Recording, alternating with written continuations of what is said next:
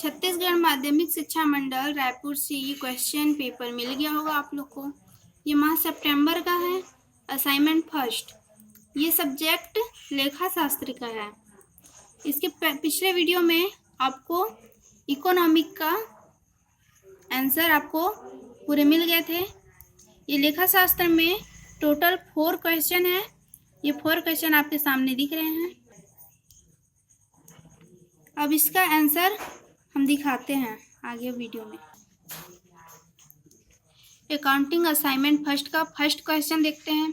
साझेदारी क्या है? साझेदारी की विशेषताओं का वर्णन कीजिए। उत्तर, साझेदारी की परिभाषा, जब 2 या 2 से अधिक व्यक्ति मिलकर किसी समझौते के अनुसार वैधानिक व्यापार को चलाने के लिए तैयार हो जाते हैं एवं पूंजी, अनुभव तथा श्रम को लगाते हैं और उसके फलस्वरूप होने वाले लाभ अथवा हानि का विभाजन आपस में करते हैं तो उसे साझेदारी कहते हैं।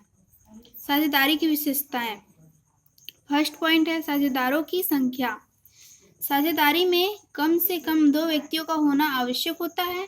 अधिनियम में अधिकतम संख्या के बारे में मौन है, किंतु कंपनी अधिनियम 2013 की धारा 464 के अनुसार एक साझेदारी संस्था में साझेदारों की अधिकतम संख्या वह होगी जो निर्धारित की जाएगी। 100 से अधिक नहीं होगी, परंतु कंपनी विविध नियम 2014 के नियम 10 के अंतर्गत यह संख्या 50 तक सीमित कर दी गई है।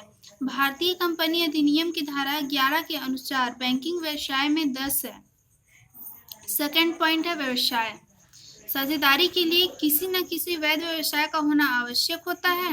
जब तक किसी व्यापार का उद्देश्य वैधानिक नहीं होगा तब तक साझेदारी नहीं हो सकती। थर्ड पॉइंट, लाभ विभाजन। साझेदारी का उद्देश्य लाभ कमाना एवं आपस में वितरित करना होना चाहिए। यदि कोई कार्य परोपकार की दृष्टि से किया जाए तो यह साझेदारी नहीं मानी जाएगी। लाभों को बांटना साझेदारी का अनिवार्य अंग है। फोर्थ पॉइंट, व्यापार का संचालन। फर्म का व्यवसाय सभी साझेदारों द्वारा या उनकी ओर से कितने ही सदस्यों द्वारा संचालित किया जा सकता है। फर्स्ट क्वेश्चन यहीं पे समाप्त होता है। अब अगला सेकंड क्वेश्चन। ये सेकंड क्वेश्चन है जो मेथड है। एक्स, वाई तथा जेड एक फर्म में क्रमशः 50,000 रुपये, 30,000 रुपये तथा 20,000 रुपये की पूंजी के साथ साझेदार हैं। साझेदारी संलेख के अनुसार प्रत्येक साझेदारों को पूंजी पर 5% वार्षिक ब्याज दिया जाएगा तथा 1,000 रुपये वार्षिक वेतन दिया जाएगा। ब्याज तथा वेतन देने के पूर्व फर्म का लाभ 25,000 रुपये था। लाभ हानि नियोजन खाता बनाइए। इसमें लाभ हानि नियोजन खाता बनाएंगे, कॉलम बना लेंगे।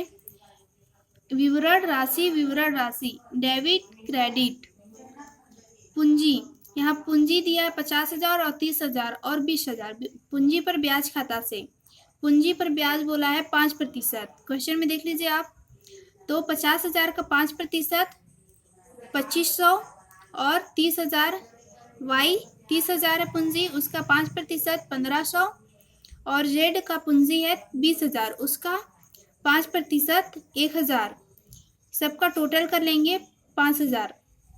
वेतन क्वेश्चन में बोला है 1,000 रुपये वार्षिक वेतन दिया जाएगा, तो वेतन खाता से 1,000 और कुछ नहीं बोला है, इसलिए अब और शेष लाए गए। यहाँ पूर्व ब्याज तथा वेतन देने के पूर्व फर्म का लाभ 25,000 बोला, पूर्व बोला है, इसलिए शेष लाए गए 25,000 शेष लाया। अब पूरा हो गया। अब लास्ट में साझेदारों के पूंजी खाता से दोनों पर अमाउंट यहाँ 25,000 है और यहाँ ये दोनों को ऐड करने पर 6,000 हो रहा है। अमाउंट क्रेडिट साइड का ज़्यादा है और डेबिट साइड का कम है, तो क्रेडिट में से डेबिट साइड के अमाउंट को घटा के लिखेंगे, तो यहाँ 19,000 आएगा और 19,000 को सबको एक्स, वाई, जेड के बराबर अनुपात में बांट लेंगे। यहाँ अनुपात नहीं दिया है इसलिए सबको बराबर अनुपात में बांट लेंगे। 19,000 को कैसे बांटना ये भी बता दे रही हूँ। यहाँ आप देख रहे हैं 3 साझेदार हैं एक्स, वाई, जेड। तो 19,000 को बराबर अनुपात में बांटने के लिए 19,000 को 3 से डिवाइड करना है। तो 19,000 डिवाइड 3, तो इतना, इतना और इतना आ जाएगा। यहाँ आपको पूरा समझ में आ गया होगा। इसका क्वेश्चन बस इतना ही है। थर्ड क्वेश्चन देखते हैं। साझेदारी संलेख का अर्थ एवं उद्देश्य समझाइए। इसकी सामान्य बातों में क्या क्या शामिल है। साझेदारी संलेख से आशय पहले देख लेते हैं। साझेदारी संलेख ठहराव या अनुबंध का आशय ऐसे समझौते से है जिसमें साझेदारी व्यवसाय के संचालन संबंधी नियमों एवं शर्तों का उल्लेख किया जाता है। यह समझौता लिखित या मौखिक हो सकता है, लेकिन लिखित समझौता ही श्रेष्ठ माना जाता है। साझेदारी संलेख का होना अनिवार्य नहीं है। अब साझेदारी संलेख के उद्देश्य देखते हैं। जब भी साझेदारी फर्म का निर्माण होता है तो सभी साझेदार मिलकर एक ठहराव करते हैं जिसके अंतर्गत उन नियमों तथा शर्तों का उल्लेख होता है जिसके आधार पर साझेदारी व्यवसाय का संचालन किया जाएगा, लाभों का वितरण किया जाएगा, लेखे रखे जाएंगे तथा साझेदारों के अधिकारों, दायित्वों एवं कर्तव्यों का निर्धारण किया जाएगा। संक्षेप में साझेदारी संलेख तैयार करने का मुख्य उद्देश्य साझेदारी व्यवसाय को सुचारू रूप से चलाना तथा पारस्परिक अधिकारों व हितों का निर्धारण करना है ताकि भविष्य में किसी प्रकार का विवाद उत्पन्न नहीं हो, और यदि कोई विवाद उत्पन्न हो जाता है तो उसका समाधान किया जा सके। अब साझेदारी संलेख की सामान्य बातें देखते हैं। इसका फर्स्ट पॉइंट है व्यापार का क्षेत्र। साझेदारी संलेख में इस बात का स्पष्ट उल्लेख होना चाहिए कि व्यापार का क्षेत्र क्या होगा, कि व्यापार स्थानीय, प्रांतीय, राष्ट्रीय या अंतर्राष्ट्रीय होगा। सेकेंड पॉइंट साझेदारों के नाम व पते। फर्म के सभी साझेदारों के नाम एवं पते साझेदारी संलेख में लिखे जाते हैं। थर्ड पॉइंट साझेदारों की पूंजी। प्रत्येक साझेदार कितनी पूंजी लगाएगा और फर्म की कुल पूंजी कितनी होगी। फोर्थ पॉइंट साझेदारी का समापन। किन किन परिस्थितियों में साझेदारी का समापन हो जाएगा। किसी साझेदार की मृत्यु अथवा पागल या दिवालिया होने की दशा में फर्म चलेगी या नहीं। थर्ड क्वेश्चन यही समाप्त होता है। अगला फोर्थ क्वेश्चन देखते हैं। फोर्थ क्वेश्चन है, इसको आप खुद पढ़ लीजिएगा। इसका सॉल्यूशन बताती हूँ। सॉल्यूशन, इसमें लाभ हानि नियोजन खाता फाइंड करने को बोला है। लाभ हानि नियोजन खाता बनाएंगे। ये कॉलम है विवरण राशि, डेबिट क्रेडिट। पूंजी पर ब्याज खाता से पूंजी दिया है, राम का पूंजी है 25,000 और उसको 8% ब्याज लगाने को बोला। तो 25,000 का 8% 2,000, और श्याम का है पूंजी 20,000, उस पर 8% 1,600, दोनों ऐड होने पर 3,600।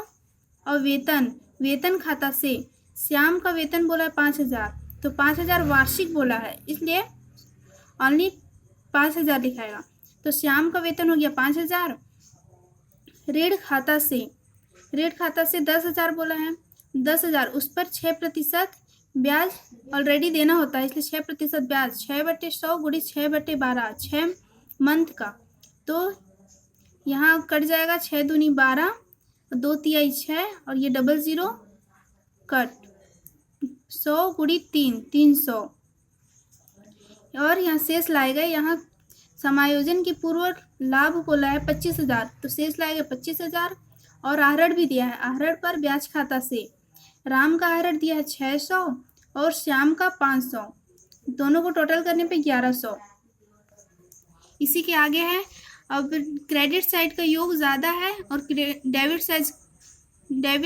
साइड का योग कम है, तो क्रेडिट साइड के योग में से डेबिट साइड के योग को घटा देंगे, तो 17,200 आएगा। अब 17,002 को 2 साझेदार हैं और इसमें कोई अनुपात नहीं दिया है, तो इसको बराबर अनुपात में बांट लेंगे।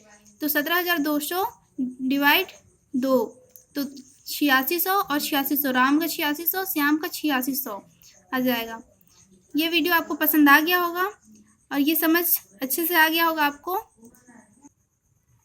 तो हमने पिछली वीडियो में इकोनॉमिक का ये सॉल्यूशन डाला हुआ है, अगर आप देखना चाहते हैं तो हमारे चैनल पर जाकर देख सकते हैं। So thank you.